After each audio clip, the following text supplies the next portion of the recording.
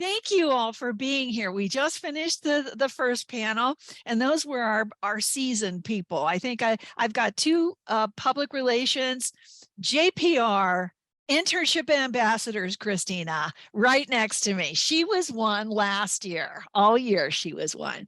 And they're here. They're going to come up with some questions. But, everybody's kind of in the same place, oh no, I'm graduating, now what? So I'm so glad you guys are here. We just finished up that last panel, and it was exciting, and now we've got you. They were seasoned, they've been there around for a long time. I remember Robbie, my internship ambassador here, said, gee, they're from 99 or 2013 grads, so that's so long ago. I wasn't even in middle school or something. I'm thinking, we keep in touch with you. I came here in 1990. I'm still pretty well connected with those students. So we just keep being connected with one another, and you will too. I mean, 50 years later, you're going to come back. You might even teach for us.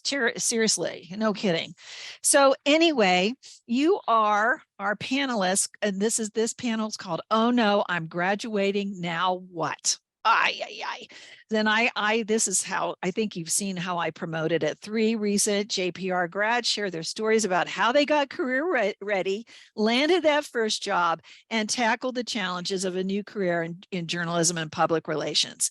So first, I'm going to talk a little bit about you from my perspective, and then I want each of you to kind of talk about your career and kind of continue about how you made this happen, because we know we have Christian here. Galeno, am I saying that right? Galeno. Galeno.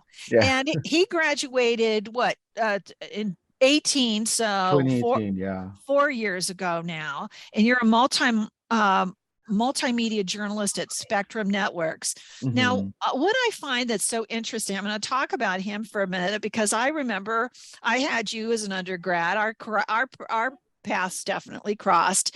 So, broadcast journalism is really not an easy field to break into. And when you do break into it, you either have to be a production assistant, kind of working, editing film and such, logging tapes and all that stuff, or maybe you get into the assignment desk. But we know that if you want to be an on-air reporter, you got to start out in a small place and you kind of work your way up. And that certainly has been Christian. But first I want to talk to him. He, as an undergrad, you guys, he started his journey in broadcast journalism as a reporter for College Beat TV.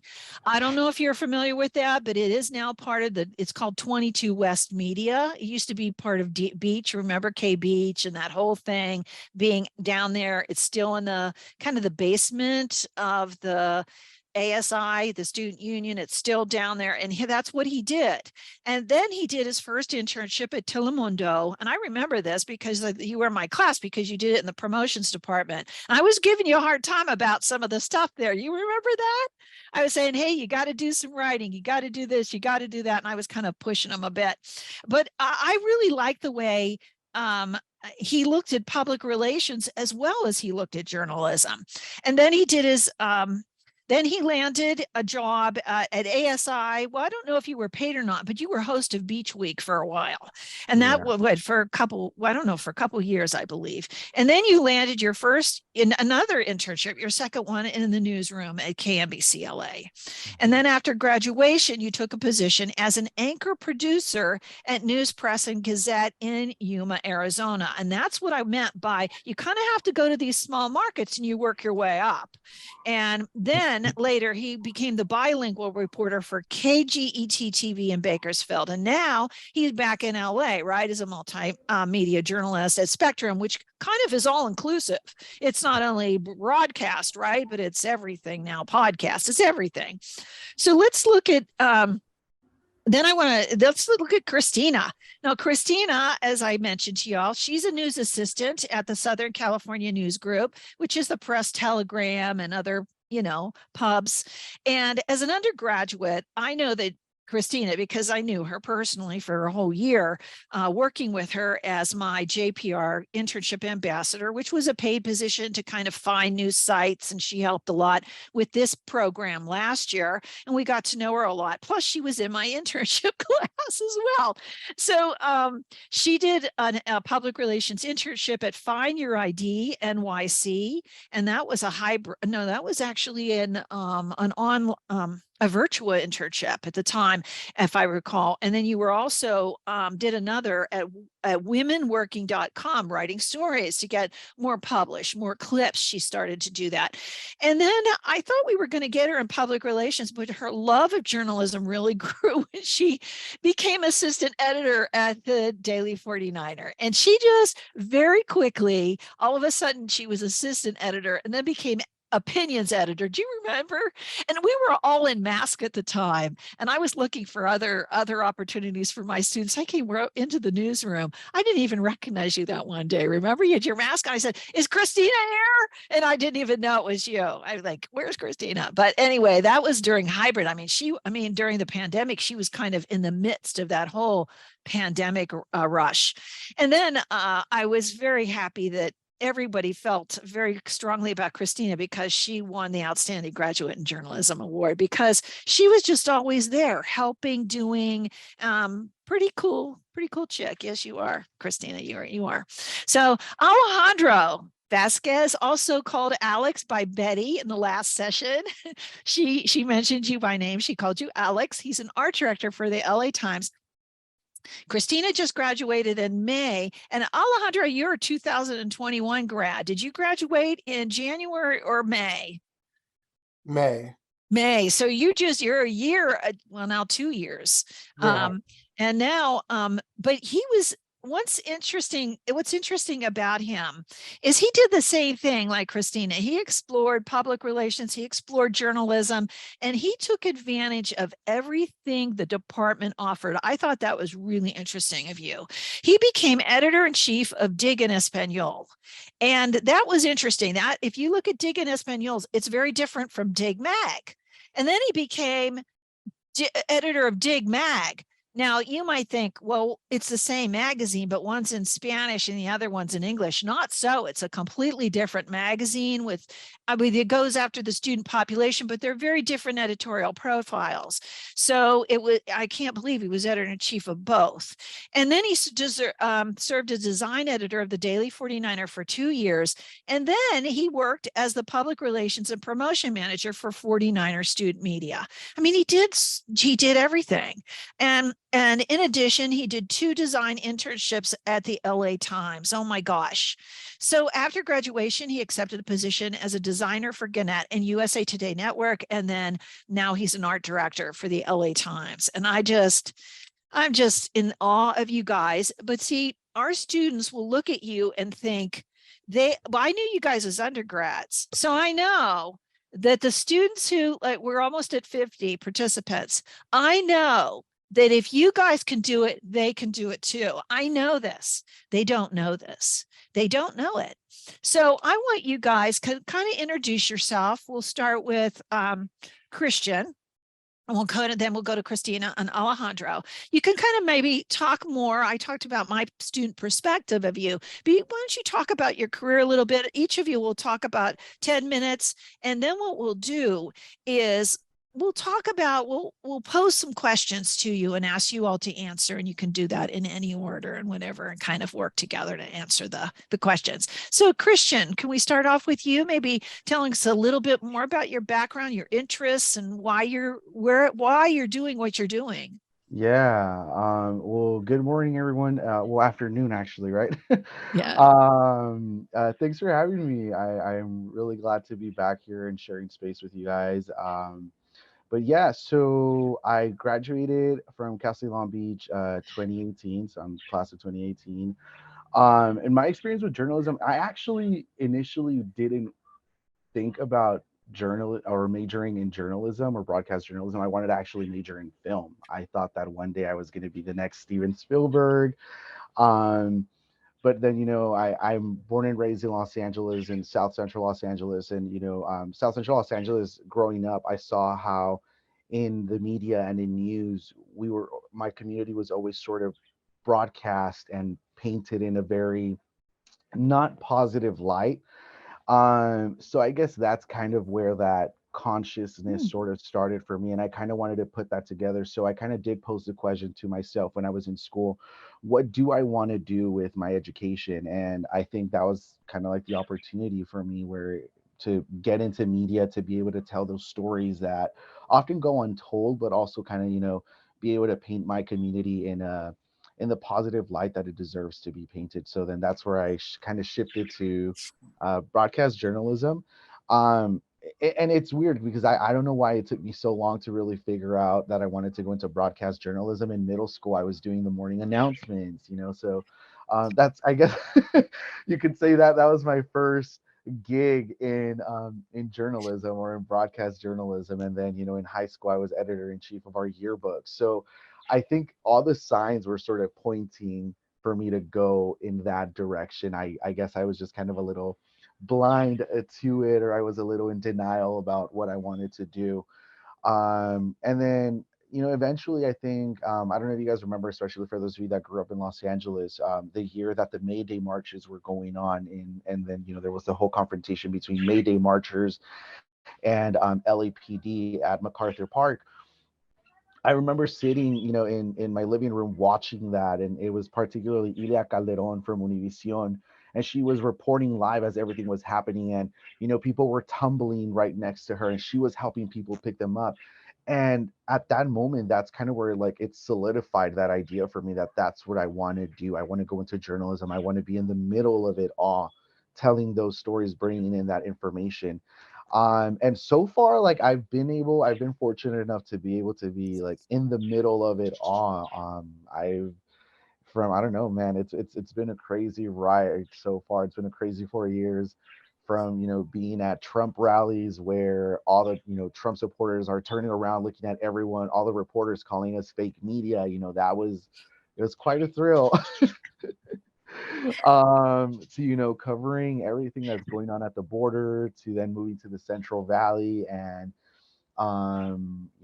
just continuing this passion that I have for journalism. And now I'm back in LA. I haven't been in LA for too long yet. I've only been here for about 2 months. But I mean, it's been a great ride so far. I am the product of a community college as well. So I actually went to LA Trade Tech College, and then transferred to Cal State Long Beach.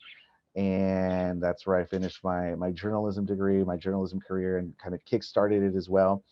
I did do a semester at Humboldt State after transferring from community college, just because I thought that I wanted to go far from LA. Like I felt like I needed a break. Immediately came back and then kind of just went to Cal State Long Beach. But also I think it was the great move, because I think if I didn't move to Cal State Long Beach, or I didn't transfer into Cal State Long Beach, I wouldn't have had been able to do so many of the things that I did. One of them, get the internships that I participated in, study abroad as well. I was fortunate enough to study abroad in Havana, Cuba, a month Mm. after Fidel Castro actually passed away. So that was quite the experience. And I think I wouldn't have had been able to participate in these activities or in these opportunities if I wouldn't have had gone to Cal State Long Beach. So yeah, that's kind of a little bit about myself. So yeah. Fantastic. That was great. Thank you. Yeah. Okay, Christina. My turn. Yay. Well, hello, everyone. I'm back. So glad to see everybody again. Hasn't been too long, but very exciting. A lot has changed. But no, yeah, thank you again for this opportunity. It's really fun to be able to come back and just, share with the people that once were classmates with, and share what you've done so far. And since, I've graduated recently, May 2022. So I think just graduating in a BA in journalism, and also, definitely being a product of community college.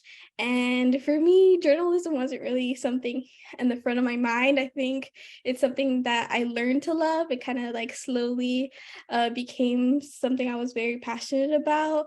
I think as a kid, I was interested in everything. I wanted to be a vet. I wanted to be a chemist for some point. And, math ended up not being a strong suit, but writing was. So that definitely, made a path for me. And I decided, well, what's something that combines all my interests that I absolutely love and can share it with people? Because I think something that really helped me was I'm very much a people person. People are able to open up to me. Sometimes I don't know why, but just having that, people person quality made me realize that, hey, I could be a journalist. So in my community college, we did have a journalism department. So I did have to study and graduate with an AA to transfer in communications. But that really did help get me those qualities to be able to, jump into a journalism degree. And unfortunately, I am a product of being in the middle of a pandemic. Woo! So a lot of that, I think, had to, changed a lot of things that I would have originally wanted to do. But ingenuity, trying to find a different way to, do what I want to do. So I ended up interning virtually at two places, Women's Working, which was mostly writing articles about anything from nutrition to entertainment to news. So that really taught me how to work under deadline pressures. And then I also interned at Find Your ID, New York City, NYC, and there I was more of writing press releases for them and doing feature articles on their artists. And that's when I realized, yeah, I like writing. Writing is for me. And then with that, I was arts and life assistant at the Daily 49er. And with that, you could ask anybody who was there.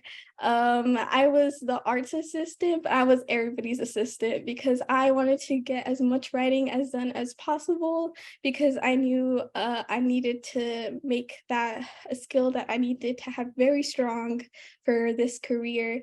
And then with all my hard work, I then applied to be opinions editor and I got the position. So definitely that position and working at the Daily 49er definitely taught me how to work collaboratively in a group, and definitely taking criticism, which I think is very important in this career, being able to own up to maybe being able to change. And I definitely also learned a lot from being part of the JPR department as an internship ambassador as well. Definitely had a lot of things going on in the 2 years that I transferred, but I think that all really did help me to have the confidence and, the put in the hard work to be able to, apply to and now be a news assistant at the Long Beach Press Telegram. And, just very proud, one of the biggest newspapers here in SoCal, and being able to write about this community and definitely giving a voice to the voiceless, which definitely is a goal for many of us as journalists. And I think that should sum it all up. Hey, one thing I would like to know, as a news assistant, what do you do as a news assistant?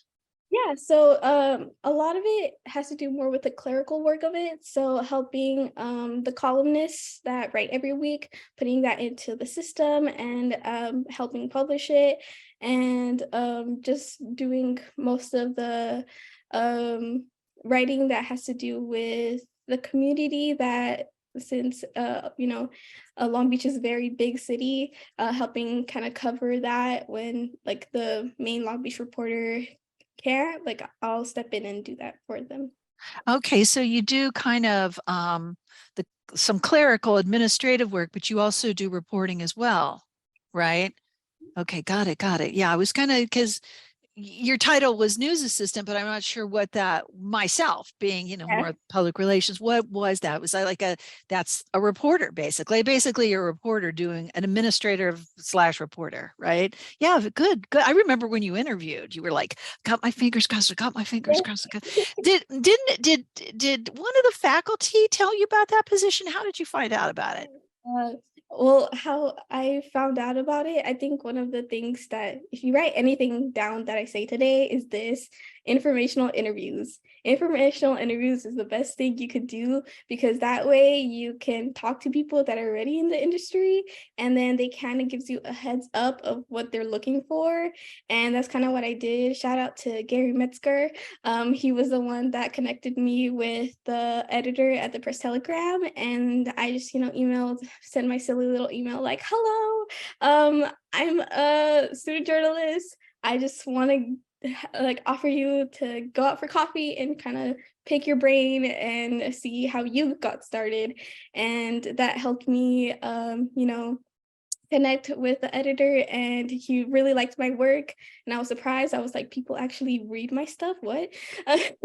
And then so that's when he actually offered me to actually apply, and luckily I got it. Yeah, it's great. Yeah, I wanted to know about that, and we will talk more about information interviews in a little bit. But Alejandro, let's hear about you too. Hello, everyone. It's nice to be back, and be able to reflect on this past year and a half since I've graduated, and also reflect on my time at the JBR department. So I first came to CSULB not expecting to be a journalism major. I started off as Spanish, didn't really like that path. So, I took, I think, a semester or two to really explore different options. And I ended up taking, I think it was the history of journalism. It's one of the intro journalism classes, and ended up falling in love with it. And, decided I think this is a good path to take, since I was still, not too secure on my footing. But luckily, once I got into the JPR department, I asked questions, I talked to the professors, and, I felt comfortable in that space and decided, I think I'm gonna give this a try. So from there, I took Journalism 305 with Gary Metzger, and that kind of catapulted my career in the design world, where I, realized, I love designing. I didn't realize that, looking back. I did do a design class in high school. I was in yearbook in middle school, and I was like, you know what? I've always kind of been doing this. Why didn't I come to this realization earlier? So I started designing, and, became part of the Daily 49er as design editor.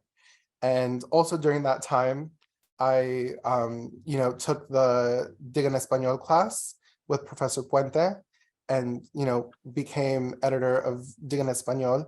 And, having those two, I really got to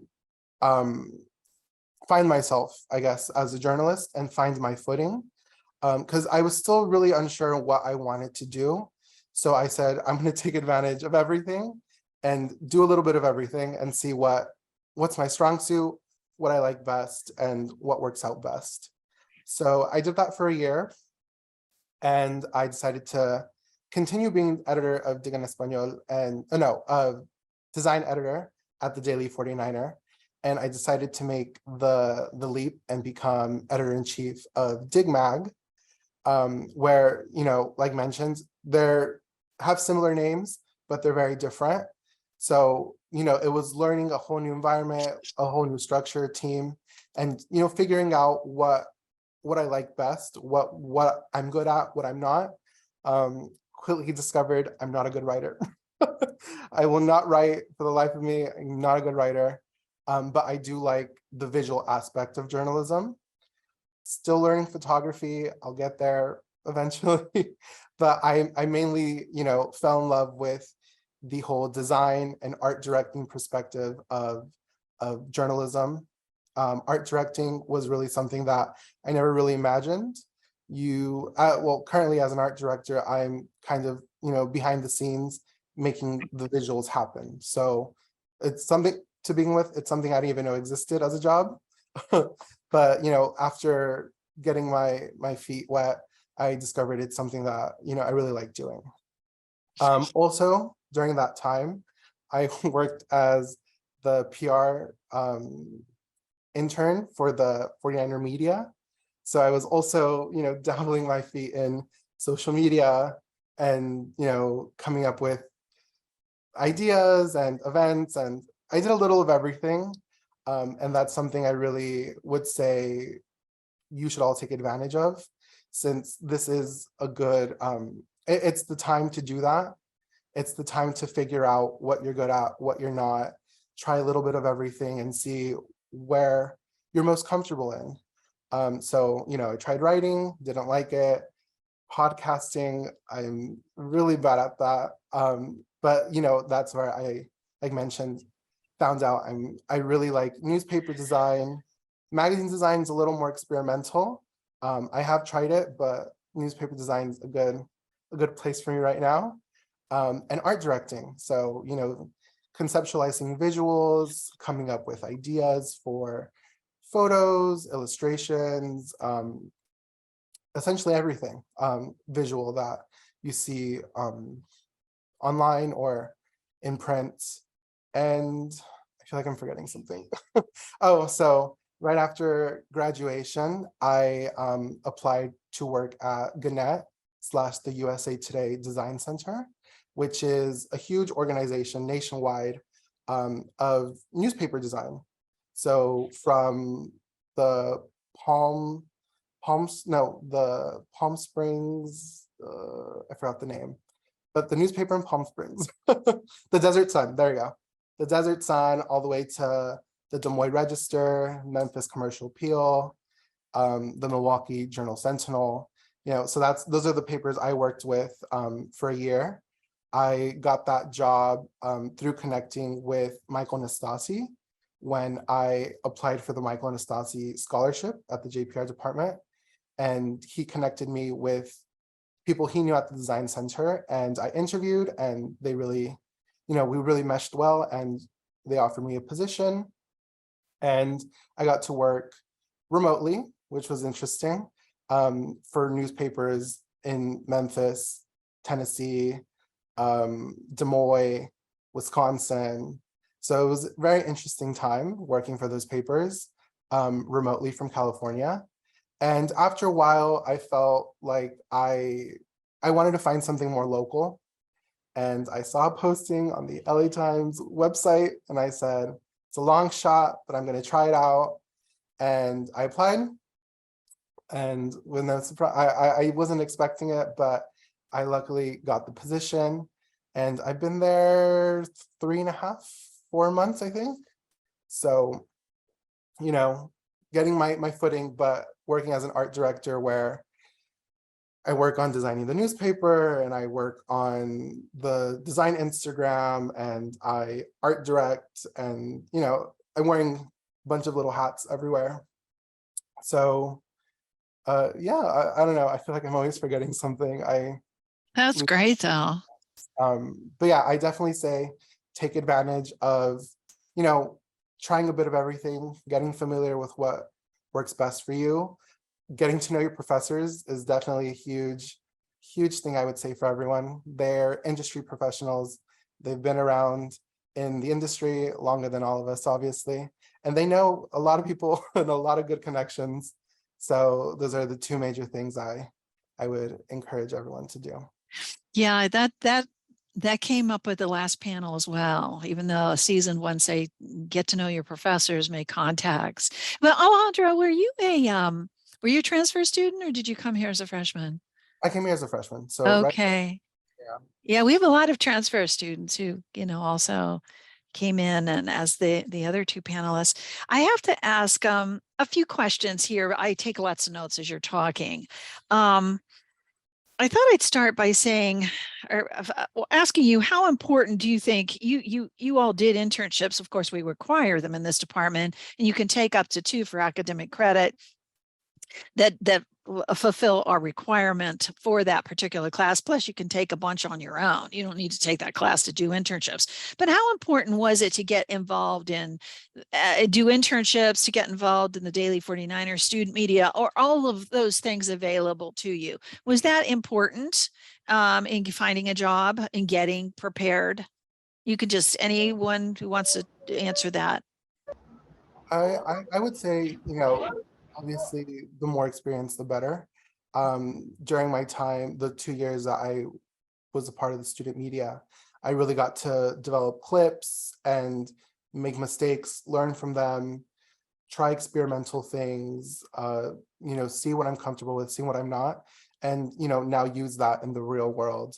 And I totally do encourage everyone to also look outside of internships from the JPR department, because those internships provide, a really good amount of experience as well, more clips, more, trial and error experiences. So I definitely appreciated all that experience I got.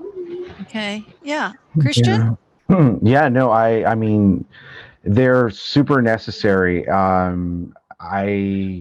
When I transferred into Cal State Long Beach, I kind of knew from the beginning that was one of like the things that I needed to do aside from transferring in and now starting to learn, because also like when you're a transfer student you have less time to prepare as a journalist, because if like Christina said, her community college didn't have like a journalism program, my community college didn't really have a journalism program either, so I had to major in English and then transfer in. So this means that like for like the students that started as freshmen at the university, they already had a certain advantage than me as a transfer student. So that means that now whatever work I could have possibly done in 2 years, I have to squeeze it into the next 2 years to really get to the level that some of these students were already at Cal State Long Beach. So yeah, no, like internships are super important because that's where you make a lot of the connections. For example, when I was interning at Telemundo, I was in the marketing department. Like I had nothing to do with news. I was still learning about the whole production, the behind the scenes, putting together rundowns. And rundown, I know I'm using like lingo already. I don't maybe some of you guys might not be familiar with, but like rundowns are basically kind of like the how we produce the newscast. So I was learning the lingo. I was learning the programs and softwares that we use in broadcast journalism.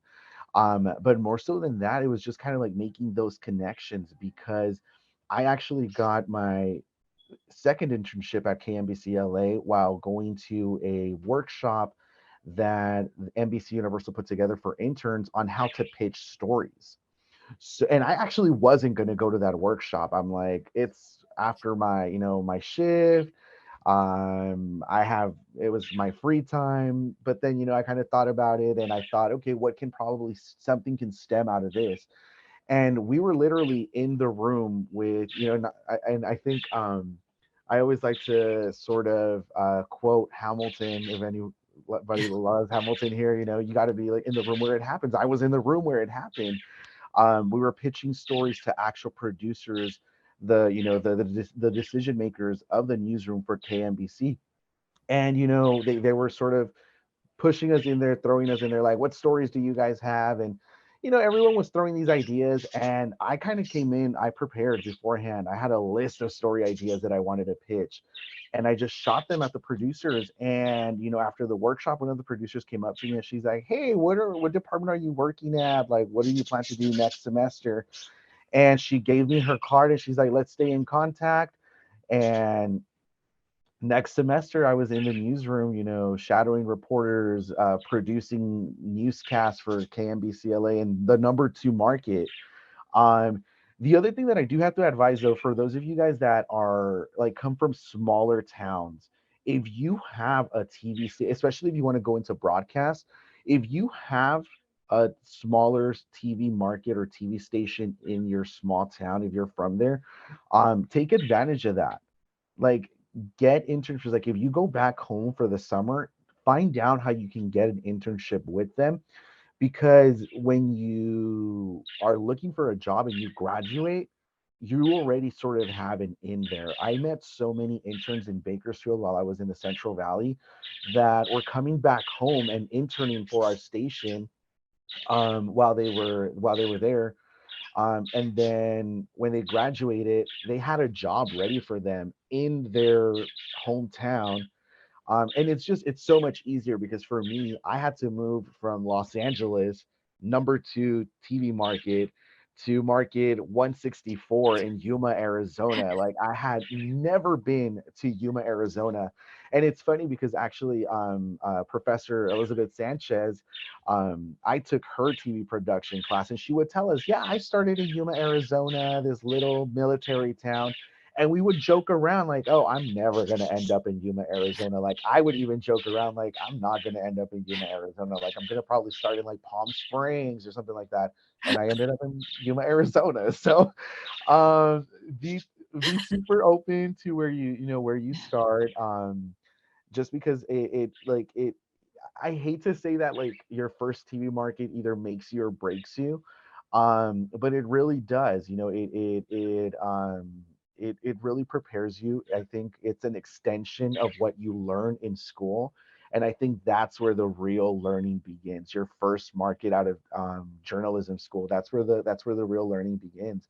But yeah, I mean, internships, start as early as you can, get as many internships as you can. That's actually something that I wish I would have done earlier. I wish I would have started my, just applying for internships. And I think it was really just the fear of thinking that I wasn't going to get internships. But really, the first thing that you need to do is just apply to them. And you'd be surprised how many people don't apply to internships. And it's super easy. Applications are no more than like 5 pages of information that you have to fill out, and that's it. So yeah, so if you guys are like sophomores, juniors, now's the time to start getting those internships, because and maybe like if you don't get the internship that you want, as long as you're in the with like in there already, network as much as you can, because that's where your next opportunity is gonna come from. And then um the time that you have as a student is so valuable because everyone is willing to work with you. And then now when you're a working professional, it's a little more difficult, just because it's a little more competitive. um but yeah, as a student, like, take advantage. I also got to shadow a couple of like reporters, that I love their work with at the LA Times. Esmeralda Cisneros, I loved her work at the LA Times, and one day I happened to just send her a cold tweet, like, hey, I love the work that you do, and like I this is what I want to eventually do one day. And she responded back. We kept communication, and then one day she's like, hey, I'm gonna go scout for stories in Huntington Park. Do you want to go? Of course. So it's little opportunities like this, like what you think is probably not the way to get those internships or to make those connections. It's probably the best way to do it. Now, I know sometimes we tend to tell people like, oh, don't blow up journalists social medias or emails, or these are very important people and they're very busy. But shoot your shot. I think that's the best thing that you can do, because you never know. The worst thing that can happen is that you don't get a response, and then you just move on, go on to the next person.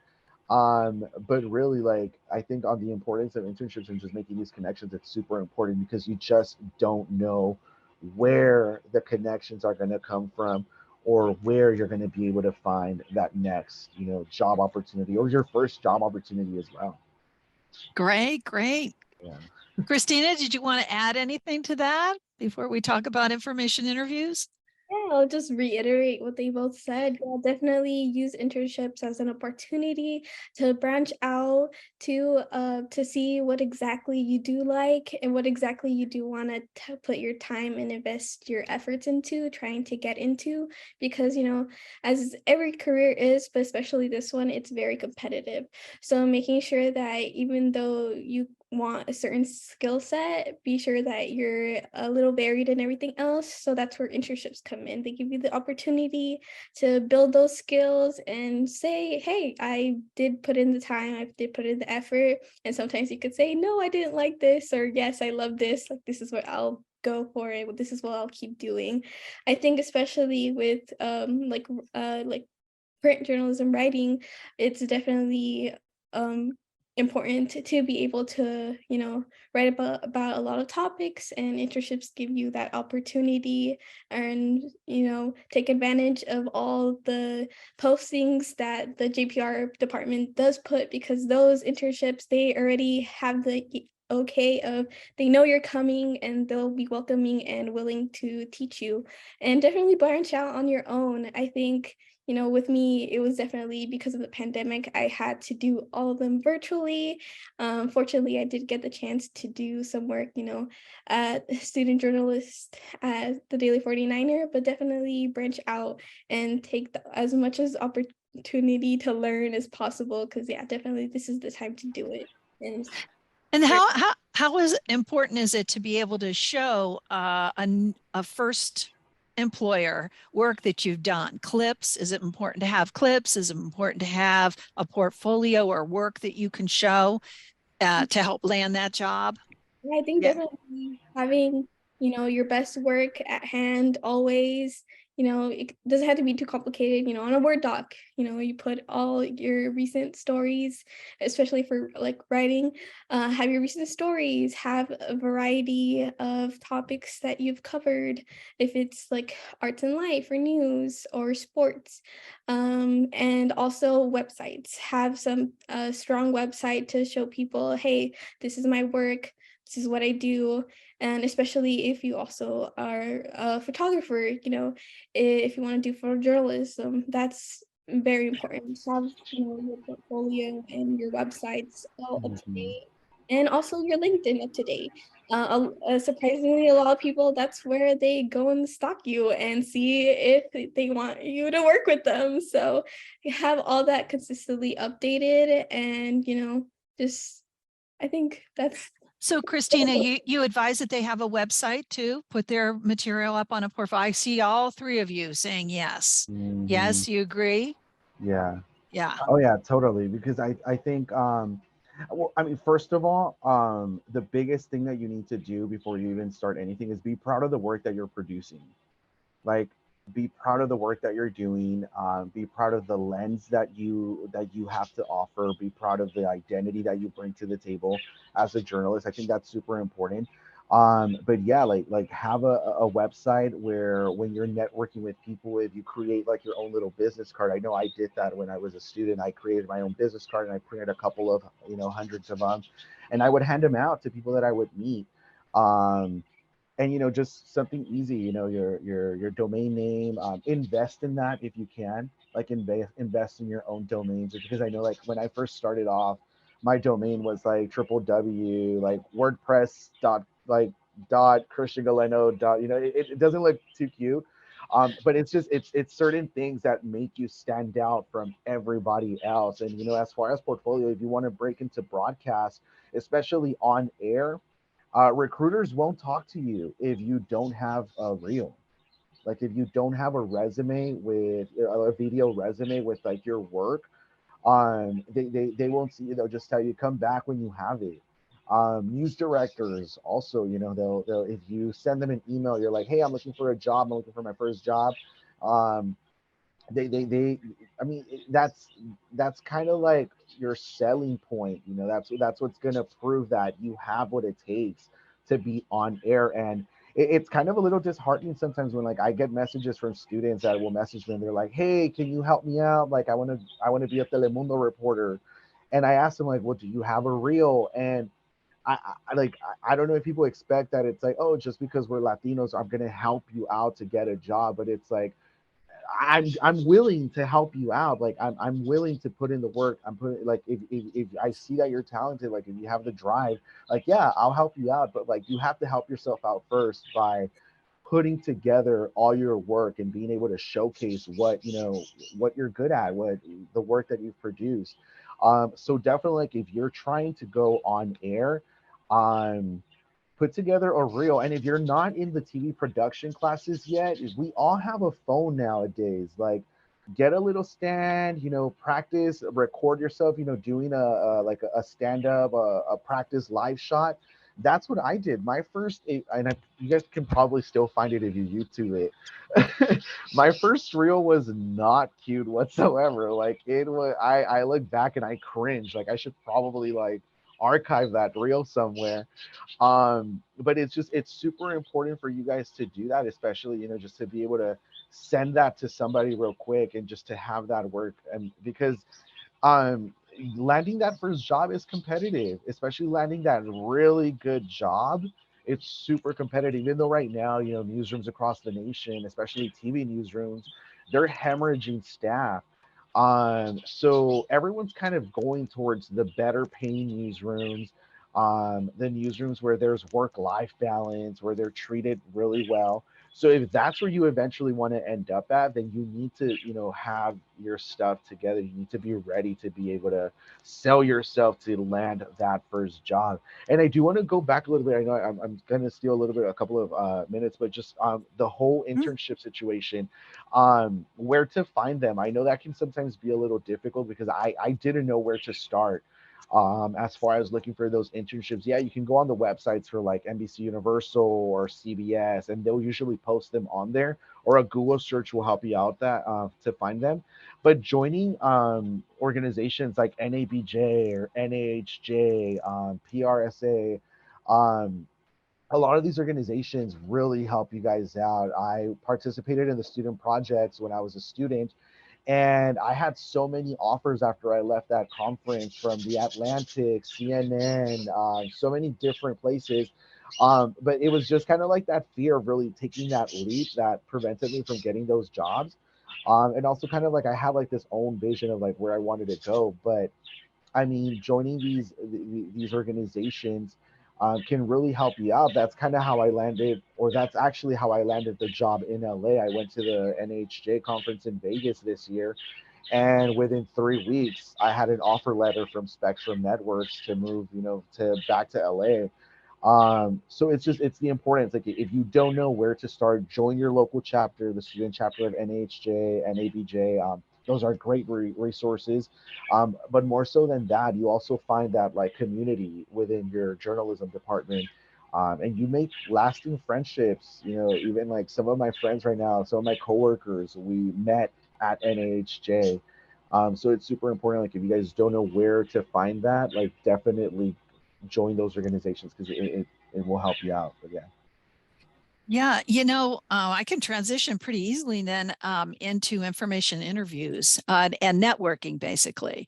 I know that, can you guys hear me okay? Yeah, okay. It just went quiet all of a sudden. Oh, I think you muted. Sometimes I can hear your birds chirping, Christian. Oh, I know. Sorry. That's Yeah. all of a sudden, that's okay. All of a sudden it went blank and I thought, oh, did I lose them?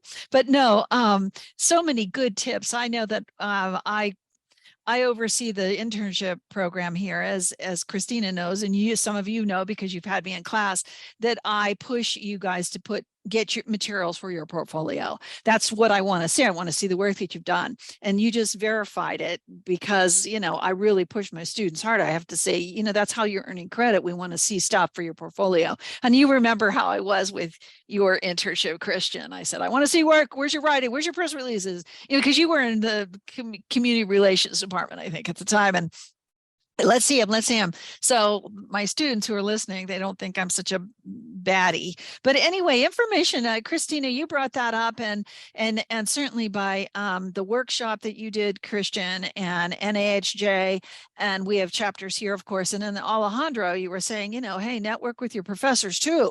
And so I thought maybe you could talk about information interviewing. I did that in 2 markets. It was successful for me each time, getting that first job, getting that advanced job later when I moved to a new market. I've always, picked up the phone back before we had email saying, you know, can I have 20 minutes of your time to pick your brain? And then all of a sudden they get to know you, they see your resume, and, you know, and then all of a sudden you have a whole network of people and the jobs are coming in, you know, it's finding the hidden job market. That's what I call it. So how important is that? And how can students do that now? What recommendations do you have for undergrads doing that?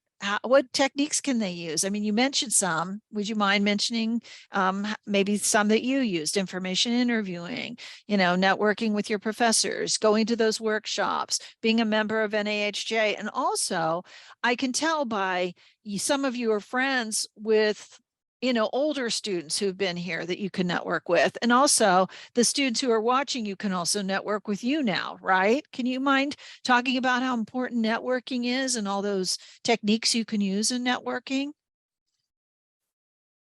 Alejandro, maybe we start with you. Yeah. Networking is truly, you know, it's been what's helped me a lot so far in my professional career. So like I mentioned earlier, getting my first job out of college, I connected with Michael Nastasi, and, you know, with just having a regular conversation, he found out that I had nothing really lined up right out of college, right out of graduation. So he helped me connect with two design directors from the USA Today Design Center. And, you know, that's slowly how that ball began to roll. Also, to dip into having clips really quick, I was flopping that interview. I was doing really bad during that interview, but what helped me were my design clips. So midway during the interview, they asked me, do you have anything to show us? Do you want to show us your website, clips, etc.? I showed them my clips. That's where, you know, I started feeling more comfortable, because I tend to get nervous. I'm really nervous now. But having clips really helped me during that interview. But going back to the original topic, and then going back to networking with your professors from the design world, Gary really helped me meet a lot of industry professionals that I work with now. One of them being Betty from the panel, the first panel. He would always talk about Betty. So I was like, who's this Betty? So I connected with her when I got my internship at the LA Times. And, you know, I connected with her, I connected with other designers there. And it's just not being afraid to go up to these people and say, hello, I'm an intern. I want to pursue X, Y, and Z. Can you give me tips? What's it like working here? Just asking questions. And so far, I've had really great encounters with everyone. Everyone's been really nice, helpful to, you know, chat for a bit. And funny enough, those designers that I networked at the beginning of that internship, fast forward now 2.5 years later, they're my coworkers. So, you know, the world's really a funny place. But networking with them and just, you know, we're all, although it is competitive, we're all gonna, in a way, collaborate with one another. We all want to help each other out in some way. And especially with some markets being really niche.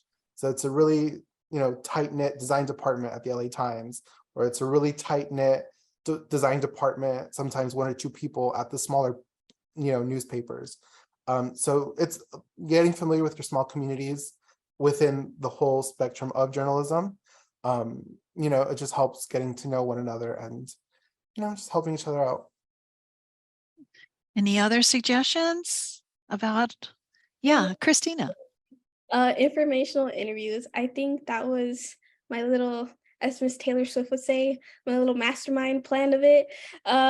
Because I was very strategic with it. I was like, okay, we have a spring break. I was like, there's that week that everyone's relaxing and no one's doing much. but work still is going on the outside world. So I was like, let me take this opportunity to reach out to some of the local editors here in Long Beach, and I also tried to do it like back home as well. And I just send them an email. Hello, my name is Christina Marino. I'm a student journalist. Can I just take a few minutes of your time, to ask you how you started your career and any advice on how to get into the industry. And not only did I do that with editors, but I also did that with other local journalists that I knew would probably reach back to me because I liked some of their work. And luckily, people in the journalism world are a lot nicer than you think they are. They really do want to help you out and give you the opportunity and the tools to be able to, reach that point of being part of their team. So definitely take advantage of that, of not being afraid to reach out and ask for help. Asking for help is not bad. It's always, learning to be able to be okay with asking others how they did it, because sometimes that gives you inspiration. And I was like, just fingers crossed somebody was going to give me a job offer and an opportunity, and luckily they did. The Press Telegram just was conveniently needing a news assistant, and luckily I connected at the right time thanks to Gary. That's where having good connections with your professors come in, because sometimes they know people that might give you that gateway to what you want to jumpstart your career in. So yeah, definitely take advantage of any resource that you have, and put yourself out there. All anybody could say is, no, sorry, not right now, or maybe another time, but you keep your high hopes and you'll be successful if you believe in yourself. Yeah. Easy, but yeah. Okay, now I have to ask you guys something, because it's a good transition or segue, as you say. Okay, I know students will say, you three are rare. You guys, are real accomplished. You're really outgoing. You're very articulate, but wonder if they think they're not, and they have this fear. Can they do it? I know that they can. I know that they can, but they don't know that they can. And you've been through it, and you probably had those same fears. So can you address how to overcome those fears? Because I know they've got talent. I know they've had all the courses, and you don't have to be, an A student to be successful. You could be a C student and be very successful, and go up the ladder pretty quickly, and have a very lucrative career in journalism and public relations if you want to. But they're like, oh, that's not me. I don't have the confidence. I'm too shy, or they're fearful. Could you address how to overcome those fears? I know you all been there, because I know you. I'll start, I guess. I think definitely, journalism being, in any branch of it, very male dominated, very white dominated, really. You get a little nervous, and maybe even, getting your first job, you feel a little bit of imposter syndrome. Like, do I really belong here? Did I really work this hard to do it? And you did. Sometimes it's really just building your own self-confidence in your work. Like Christian said, just believe in your own work that it's good enough. And if you believe so, somebody else will see it in you and, lend a helping hand. Definitely, if you feel like, being in front of a camera isn't your thing. Like for me, I was like, broadcasting, I'm sorry, I just get too nervous. So, but writing was a strong suit. So I lean more towards that. So just finding your niche as well also will give you a lot more confidence in what you want to do. And yeah, I think just, just be confident in your work. That's number one. I love that. How about the rest of you? You have any advice about fear and lack of confidence? Yeah, Alejandro. I would like to share what I learned from going to my first JPR day back as a sophomore a few years ago. One of the panelists, I don't remember her name, But she's like kind of big on TikTok now. But she talked about separating yourself from your work. You know, you are your own entity and your work is another entity. So you shouldn't be afraid to progress in your work. You shouldn't be afraid to, you know, ask for a raise or apply to a new job, or, you know, just even, I remember being afraid to even walk into the newsroom because I was just like, these people know what they're doing, I don't. But, you know, once you get in there for the first time, the second time's a little easier, the third's more familiar, and the fourth is, you know, you're there every day. So, you know, definitely not being afraid to put yourself out there. I know it's hard. I still struggle, you know, getting this, my new job. You know, sometimes I get in my head, but you know, it's just talking yourself out of it. And also not being afraid to ask for help. That's what's helped me a lot. Obviously there are, for me, designers that I work with that are a lot more skilled than I am. I'll get there eventually, hopefully.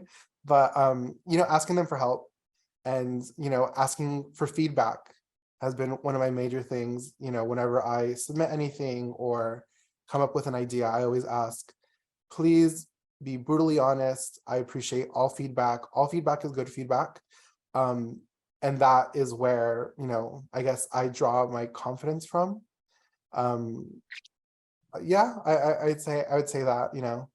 I love that, because in public relations, we call, well, the last step of the public relations process is evaluation. We say feedback is our friend. So you Yeah. don't take it personally. You just learn from it. You learn, You know? feedback is honestly, Mm-hmm. for me, it's been really important because it's helped me grow as a designer, grow as an art director, grow as an individual. Because, you know, so far I haven't encountered anyone that's giving me feedback maliciously. It's all, you know, to help me in my career and to grow. And, you know, a little simple mistake isn't the end of it. You know, you just grow from that mistake, you learn from it, and you apply it to your next project. Great. Good, good. And now I have to ask about the questions, because we're at that time. We've been going an hour. Let me see. We have, haven't we? Okay. So now we have to look at the chat, the webinar chat. I don't know if you guys can all see the webinar chat. You can. All I see is one question here. Post-grad depression is real. We all know it. Do you remember, can you walk us through how you pushed yourself out of that period of time? Wow, what an interesting question. How you found the motivation and drive to get out there and do what you do. Who wrote that? I mean, who's that from? Does it say? Oh boy, there's a bunch. Sorry, I just. Oh, love, it's Caitlin. Was it Caitlin? Yeah, she like put a couple in there. Oh, you did. Boy, that's a really good question. Thank you, Caitlin. Yeah, can you all I guess maybe I didn't see it all. I didn't see it all. Sorry, Caitlin. I only saw the bottom of it. Yeah, can we actually answer that last one that I read? You know, the post-grad depression. I didn't have it myself, but I bet a lot of students. Did you? I did, you for did. sure. Yeah. So after I graduated, I didn't find my first job in TV news 6 months after I graduated. And I started to lose I became impatient because I wasn't finding, you know, that first job. And I think the best thing that you can do is don't compare yourself to others. You know, comparison is the thief of joy. That's something that I really lived by during that period when I was looking for a job. And I know it's so much more difficult to look for a job when you don't have a job already lined up. So at the time I was working 2 jobs. It was like in higher education, but it just wasn't really what I wanted to do. And, you know, I constantly lived every single day with the desire to go into news and knowing that that's what I wanted to do. So I think what I did was that I actually started a little bit of a passion project. I'm a huge foodie, so I love food. Being from Los Angeles, you know, Los Angeles is like the mecca of tacos. You can fight me on it, I'm gonna win. So I started a little bit of like a taco Instagram blog. And I would go and highlight different taco spots in and around Los Angeles. And that was something that I kind of wanted to do. And at the time, there wasn't really a lot of like accounts like that, or there wasn't really like this was also kind of like before like LA tacos started. Now they're like huge and blowing up. But this was like around like before that time as well. And I was actually able to land a couple of little like content creation gigs for social media sites through that as well. I gained a little bit of a following, and then I got my first job in news, and I kind of put it to rest. um but if there's a project that you've been wanting to start up, right now while you're in school, but because you're in school or working and you don't really have the time to start it, in the meantime, while you're looking for that first job, start that little bit of a passion project. Like tap into that niche that you really love. Like figure out what beat you're good at, and create something out of that. I think that's the most important, where we think that we need to land that first job in order to be able to start creating. But no, like you just need to constantly keep creating content and learning how to better that kind of content. um Figuring out different angles to tackle different kinds of stories. I think that's one of the most important things that you can kind of do. Like just really figure out all these different kinds of lenses. In photography, there's a training. And the only reason why I bring this up was because as a broadcast journalist in TV news, um, I took certain like photography courses because they only help you out and how to shoot better. But there's a training where they have you shoot an object over 100 times using different angles. And I like to use that idea to tackle stories. Like, how many angles can this specific story have? um and that only helps you out better, because also like you need to be okay with knowing that you're never going to really master one beat or master your field. And you need to be okay with being a forever student. Like that feedback, always be receptive to feedback. At Spectrum Networks, we're super big about that. Like, they constantly kind of were telling me when I first started, oh, we hope you're a little receptive to feedback, because our stories, even though we do 3 stories a week, um, our stories go through maybe like 6-7 edits before they actually make it on air. um but going from like traditional TV news, where like I had to do 2 day turns, one in English and one in Spanish, one for NBC and Telemundo. There wasn't really that process, that like that editing process. But now that like that is there and I get feedback, I feel like I'm learning so much more. I don't think even though like I'm in LA and I'm working in LA now, like I don't think I'm a master at this yet. Like there's so much more that you can learn, and there's so much more growth that you can do.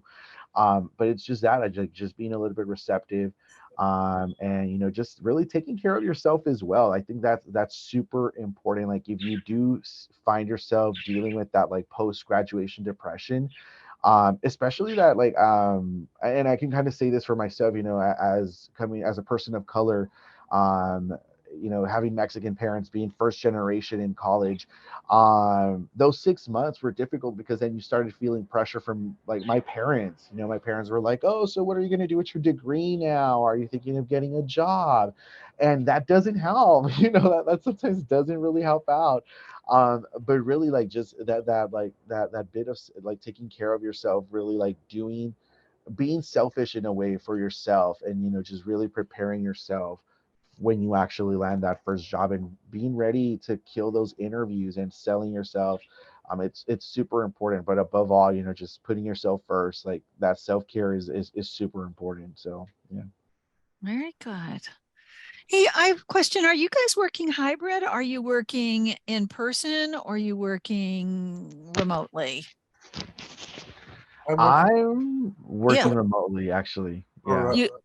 You're all remote. You ever go into the office at all to make contacts, or how do you make contacts? Through coffee breaks or something? Do you do Zoom coffee meetings, or how do you network and build community with the people you're with now, in your work environment? Slack. What do you do? What did you say? Slack. What? Oh, Slack. Really? Yeah. So for me, Slack. that's our main mode of communication. We have channels where we all just Slack. We have bi-weekly meetings with our team. Yeah, that's how we pretty much keep in contact. But And you're all remote. Yeah, remote. so you're all remote, so you don't go into the office at all. Mine is a little hybrid because we cover everything that's SoCal. So my bureau is basically the West Bureau, which is anything east of West Hollywood to downtown LA, down to Long Beach to East LA. So sometimes like we mainly work remotely, but here and there, we go into our station, which is in El Segundo. So but it's not like entirely required. But majority of my job is work from home, remote, and yeah. Okay. There's a question. What's the question, you guys? Oh, okay. They also want to know, how do you handle stress? When do you, I know you said a few things about self-care, but still, your jobs are very, very stressful and you're deadline oriented and goodness gracious. So how do you deal with stress? And what's the second part? And when do you know you need a break? Hi, Katie. I saw Katie's comment on self-care routine, especially as a student journalist. I remember it being my entire personality, my entire dedication. I didn't take breaks. It's important to set aside time to sleep, to eat. Please do that, because sometimes as journalists, we're like, oh, I could do it later. I need to finish this to hit deadline. But remember to kind of slot out time to do that, to drink water, to eat, to take a power nap if you need to, if it's going to be a long day. Definitely take that time, because I think the most important thing is to keep yourself healthy, and then that's how you're going to get your best work done. So I think one thing that I like to do a lot of is doing something like a hobby completely unrelated to anything digital, because being, entirely remotely, I'm on the computer from 9 to 5 sometimes. And sometimes that hurts. And then we think a break is scrolling through our phones, and really it isn't a break. It's just your brain is being more stimulated with more things. So I took up crocheting and I started reading again. So these things kind of to disconnect you from what you consistently is really helpful. And also that'll help you sleep a lot more too, because I think a little bit of trouble is falling asleep easy. You're up all night because you have so much blue light. So it's important to at least, even if you read like a page of a book before you go to bed, it's helpful to like shut your brain off, and definitely slot out that time for yourself, because if you don't, nobody else will. It's up to you. Right. And you kind of need that as young adults, because eventually you might want to settle down and raise a family. So you have to kind of, I know she's like, Christina's like, I'm not even thinking about that. Are you kidding? But I mean, eventually, you know what I mean? I mean, we talked about work-life balance on the last panel. And so, because some have kids and some thinking about kids, and what do you do and all that good stuff. I mean, or finding the right mate or partner, or, I mean, that takes time too. I mean, and I think that's also one of like the worries, like, that I think, as when I meet with other journalists, especially like TV reporters, we constantly kind of talk about that, how and because we also see like examples like veteran journalists who their relationships didn't work out, and they end up, it's a constant huge thing that we hear, that in journalism, a lot of reporters, their relationships end up in divorce, and it's such an unfortunate thing. But I think it's just that, like, really figuring out how to balance your career with your life as well. Like, I know for me, like, just really staying physically active, that's super, super important. I figured that out actually by taking advantage of the gym membership we had at the recreation center. After my day was over or in between classes, I would go swim. I would just swim a couple of laps, and I found that really helped helped me like to really just stay focused, because I know like I constantly just have so many thoughts, and like my mind is super disorganized at times. But I found that really helped me focus, like, just swimming for 20 minutes straight helped me really figure out, like, if I was having trouble figuring out how to do a story, being in the pool for those 20 minutes really helped me out to figure out where to go or how to take the story. And it's something that I really carried with me even into my second market, because I think my second market was probably in Bakersfield was the toughest one. I kind of got pushed into covering public safety and crime, and Governor Gavin Newsom declared Kern County, which is the county that Bakersfield is in, as the homicide capital of California. Well, And, right. yeah. And we every single day there was a new homicide I had to go cover, or a new crime that happened, and that really took a toll on my mental health, because it's like, it was hours that somebody had just lost a loved one, and I had to go shove a microphone in front of their face asking them questions. And sometimes you become a little jaded to that, like you kind of become it becomes second nature for you to just do that. That you have to kind of take a step back, and it's like, am I kind of losing the humanity in this? Am I sensationalizing this? So that's kind of where you have to kind of do like that self check-in with yourself as well. Like, why are you doing this? Is this actually just to fulfill the demands of like your news director? Is it really, are you really producing journalism? So I think that like the whatever physical activity that you decide to embark on, I was doing swimming, I was doing working out.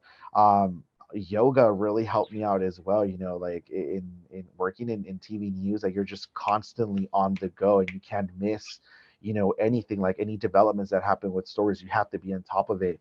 So really just giving yourself that time and space to really like step away, disconnect, really helps out, just because your body really needs it. The last thing you want to do is burn out, and which is something that happened to me, especially during the pandemic, because I landed my first job in 2019, and then like in the summer of 2019, and then 6 months later the pandemic started, but then it was in Arizona, so the pandemic sort of got there a little bit later. um, but for about a year and a half of my first job, I was working under pandemic conditions. Like I was the only one at the station. Everyone was working remotely, so I didn't have that real like newsroom experience. And it was difficult because like for me, I was still coming into work, and it felt like nothing. Like every day I would sit at the anchor desk and report about, oh, these are the latest COVID numbers, these are the latest COVID deaths. Their county health departments are advising you not to go out, not to do this.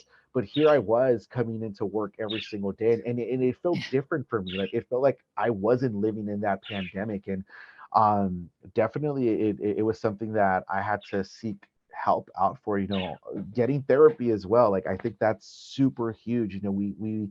We're constantly talking to so many different people are sharing their stories, that it's just important for you to kind of seek that mental health, those resources, that therapy is what it's super important. I'm really big about this, like taking the stigma out of that mental health that exists, especially in communities of color. But I think it's not something that's optional as a journalist. I think it's something that's necessary in order for you to do a successful job. I think your advice is, and your candor is really wonderful, and we appreciate it so much. I think you've answered all the questions, and we're actually at the end of our session. It has flown by for me. I don't know if it has for you. Are we near the end? Okay, and I know that some of the students are going to 2:00 classes. So, and you remember how that was, right? When you went to 2:00 classes. So you guys have been just fantastic and just so open and honest and almost raw with us, telling us what it is for you. Do you have any closing comments at all? Do you want to say anything else that I might have forgotten or didn't ask that you want to share before we leave today? I guess I'll start. I just want to say, thank you to all the professors I had that have really, they helped me during my time at CSULB, and some even after. I learned a lot from all of them, and that I feel like that's one of the main things, that it's really important between student-professor relationship is going to their office hours, picking their brain, just learning so many things from them and taking advantage of their connections. Well, So, thank you. of course. Well, yeah, and now you're our connection too. I mean, So, really, you're part of the network. It all goes around, so we appreciate it. Thank you. Anything else? All right, thank you very much, you guys. If you want to look at the webinar chat, I think we answered all the questions, right, you guys? Right? Yeah. Okay. Well, thank you everyone for attending. Thank you, Alex or Alejandro. I know they call you Alex though. Betty calls you Alex, and Christina and Christian. Thank you so much. And thank you to Dan.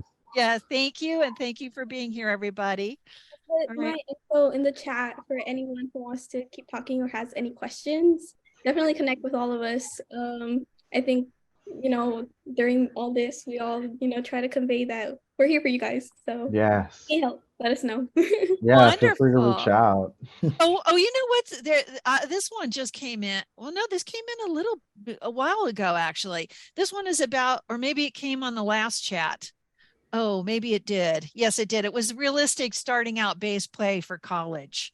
That was for the other ones. I don't know if you guys are just pretty much out. I don't know if you really want to mention that. I didn't want to ask because you just came out and I don't think it was too cool since but if you want to share anything, but it might be a little too. Oh, thank you, Alex. You put in your email, right? Oh, my link. Your LinkedIn. Okay, great. And Christina, thank you. And thank you, you guys. Do you mind if any of them reach out to you for advice? Of course. Yeah. All right. All right. Thank you, you guys. Coffee dates. I love coffee. Oh, good. Yeah. Yeah. I love that. I love that. That's great. Well, thank you so much. And Dan, you still here? Christina said she'd stay on, but I think that Dan is not still here. I'm actually still here, but I do have to go to another meeting in 4 minutes. So if you guys want to stay on, Deb, are you okay to leave the chat and the webinar open? Yeah. Okay, so I'm going to exit, but thank you, everybody. It was a great show. All right. Thank you. Bye. Thanks, In fact, I everyone. might. All right. Bye, you guys. I know you probably have to get back to work. And Christina, if you want to hang, you can. So I was going to write down your email too. You're Chris Galeno TV. Is that for? Yeah, feel Is free that to. your social media? Is that your social? Super easy. Yeah, it's a little more flexible. All right. Okay. Well, thank you very much, you guys. I don't think we have any all. more questions, right, you guys? No. Okay. Bye. Thank you. Thank Stay you. close.